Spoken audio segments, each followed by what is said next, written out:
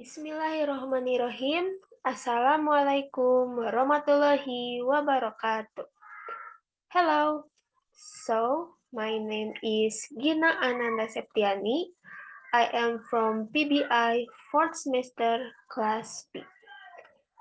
Today, I'm going to tell you about principles of teaching English to young learners. So, let's get started. First is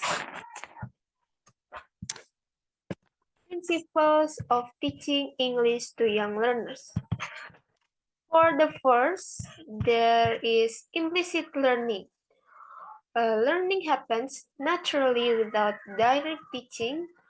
For kids, this might be through fun activities like songs, games, and stories where they pick up language without realizing it. Second is contextual learning. Learning is more effective when it's related to real-life situations. For kids, this means learning new words and grammar through everyday themes like family, animals, or daily activities. Jadi, yang pertama itu ada implicit learning. Untuk implicit learning itu belajar melalui games, songs, and stories. So they are just like playing games, but the truth is the kids are learning something new. Yang kedua yaitu ada contextual learning. Contextual learning itu adalah belajar dengan sesuatu yang real, yang ada konteksnya. Seperti family, animals, or daily activities. So kids enjoy through learning. Next, 3. Learner-centeredness. Teaching is focused on the needs and interests of students. For kids, this means giving them choice, making learning fun and engaging, and using activities that suit their different ways of learning. 4 is meaningful learning. New information is easier to remember when it connects to things the learner already knows. For kids, this means using picture, hands-on activities, and familiar example to help them understand and remember new language concepts. Jadi, yang ketiga itu ada learner-centeredness, yaitu difokuskan ke needs and interests of the student. Yang keempat ada meaningful learning. So, in this principle, meaningful learning yaitu belajar melalui pembelajaran yang meaningful, seperti menggunakan picture, hands-on activities, and familiar example. So kids understand and there is connection to their real life situation. Next, approach in teaching English young learners. For the first is behaviorist. Behaviorist, language can be structured into a syllabus, manageable parts, repetition is good rewards and motivation, or model pronunciation. This is B.F. Skinner, father of modern behaviorism, yang menciptakan teori approaches behaviorist ini. Yang kedua yaitu ada multiple intelligence theory. All learners have different strengths or activities, should be varied, lesson should be multimodal.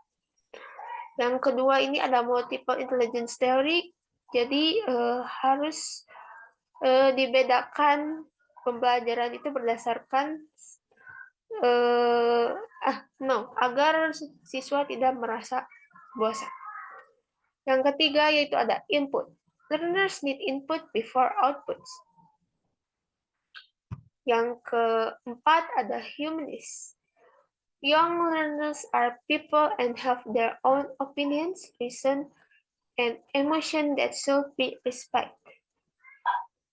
For the fifth is constructivist. Learners need to be challenged and construct their own understanding of language and meaning. So there are 5 approaches in teaching English to young learners. Next is technique of teaching English to young learners. Before that, I will tell you about the technique dan method. Method is action that engage learning. Technique is classroom strategies. So there is if there is method and also there is a technique. Method adalah bagian dari teknik. There are 6 techniques of teaching English to young learners. For the first is audiolinguism. Second is presentation practice production or PPP. For the third is total physical response or TPR. For the fourth is communicative language teaching or CLT. For the fifth is task-based instruction or TBI. And for the sixth is content-based instruction or CBI.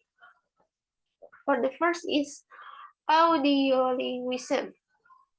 Based on behaviorist theory, emphasizing habit formation through repetition and drills, focus on listening and speaking before reading and writing. Grammar and vocabulary are taught through structured drills and dialogues. For the practice is repetition of phrase and sentence to instill correct pronunciation and intonation, use of pattern drills to practice specific language structure.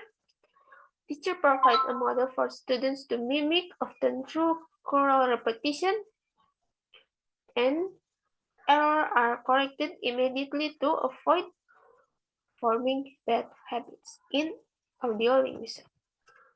For the second is presentation practice production or PPP. In this technique, a structured approach where language is introduced in stages helps build a solid foundation before students practice and produce language independently. There is presentation. Teacher introduce new language, practice, student practice, engage in controlled activities such as drills to reinforce new language. And production. Students use the new language in more open-ended communicative activities. For the third, total physical response or TPR. Based on the idea that language learning is more effective where physical movement is involved, reduce learner anxiety and build confidence. For the practice is teacher gives command that students follow using physical action like stand up, touch your nose, or anything else.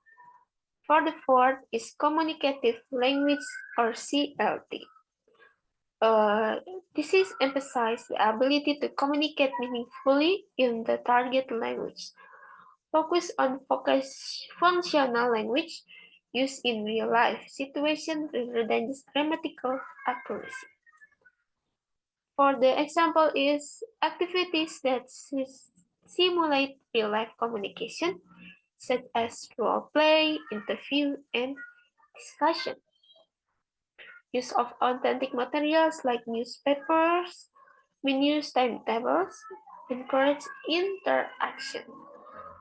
For the fifth is task-based instruction or TBI. This is focused on completing meaningful tasks rather than on Language form. Language learning is driven by the need to accomplish specific tasks, promoting practical use of language.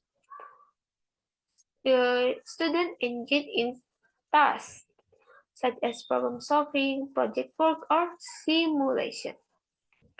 For the last is content-based instruction or CBI. It integrates language learning with content learning, making language instruction more meaningful, helps students develop both language skills and subject knowledge simultaneously. Language lessons are centered around content topics such as science, history, and literature. Activities like reading, watching videos, or conducting practice related to the topics. So that's all from me. Thank you. Assalamualaikum warahmatullahi wabarakatuh. Goodbye.